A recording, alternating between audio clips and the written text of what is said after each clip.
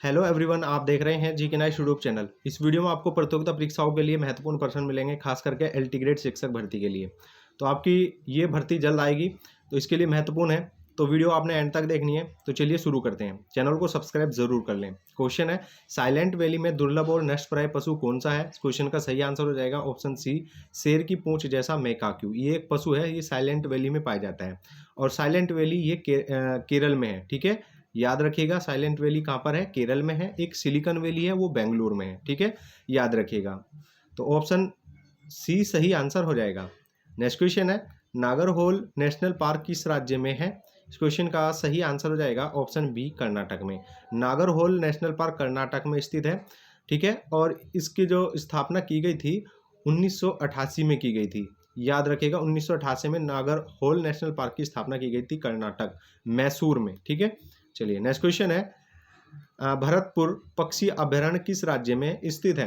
इस क्वेश्चन का सही आंसर हो जाएगा ऑप्शन डी, राजस्थान में। भरतपुर पक्षी अभयारण्य राजस्थान में स्थित है और ये इसका पहला नाम है। ठीक है, अब इसका नाम है केवला देवी राष्ट्रीय उद्यान। याद रखिएगा, केवला देवी राष्ट्रीय उद्यान। ठीक है, इसका विलय कर दिया गया था भरतपुर पक्षी विहार का केवला देवी राष्ट्रीय अभयारण्य में। ठीक है, तो ये बहुत ही महत्वपूर्ण है। केवला देवी राष्ट्रीय अभयारण्य ये भी राजस्थान में, और भरतपुर पक्षी अभयारण्य इसका पहला नाम था और इसकी स्थापना 1982 में की गई थी।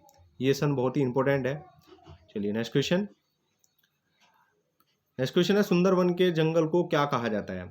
देखिए फ्रेंड, सुंदरवन का डेल्टा ये पश्चिम बंगाल में है, गंगा और ब्रह्मपुत्र की नदी पर ये स्थित है और इस वन के जो जंगल है उनको कहा जाता है मैंग्रोव वन। ठीक है, ऑप्शन 20 क्वेश्चन का सही आंसर हो जाएगा। तो सुंदरवन का डेल्टा कहाँ पर है? पश्चिम बंगाल में, गंगा और ब्रह्मपुत्र नदी पर बनाया और उसके जो जंगल है और उस जंगल के जो वृक्ष हैं उनको मैंग्रोव वन कहा जाता है। ऑप्शन 20 सही आंसर हो जाएगा।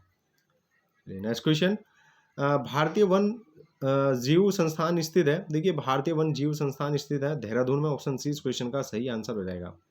ठीक है, ऑप्शन सी सही आंसर होगा और इसकी स्थापना की गई थी 1982 में। याद रखिएगा, 1982 में भारतीय वन जीव संस्थान की स्थापना की गई थी।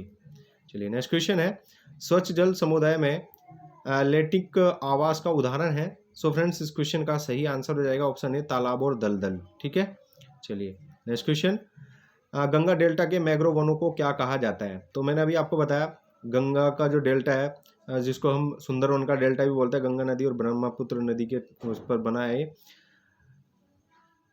तो मैंग्रोव वन को कहा जाता है सुंदरवन। ठीक है, ऑप्शन 20 सही आंसर हो जाएगा, सुंदरवन।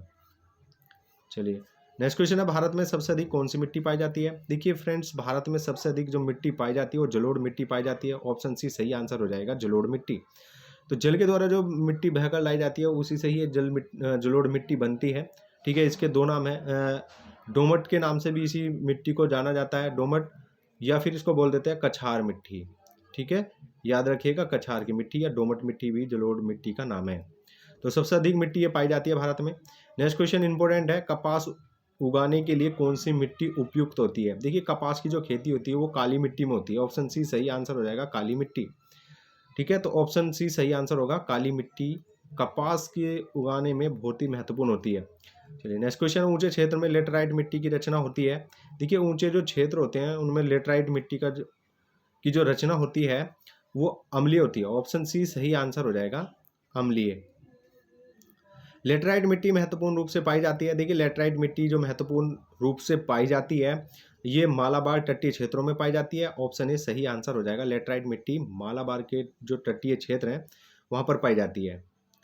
खरीफ की फसल काटी जाती है। देखिए फ्रेंड्स, खरीफ की फसल जो बोई जाती है ये जून जुलाई में बोई जाती है। याद रखिएगा, खरीफ की फसल जून जुलाई में बोने के बाद में काटी जाती है नवंबर के प्रारंभ में या अक्टूबर के एंड में। याद रखिएगा, अक्टूबर के एंड में या नवंबर के प्रारंभ में ये फसल काटी जाती है, खरीफ की फसल। खरीफ की फसल में जो फसलें आती हैं जैसे मक्का हुई, जवार हुआ, बाजरा, गन्ना, सोयाबीन, ये सभी खरीफ की फसल में आती है।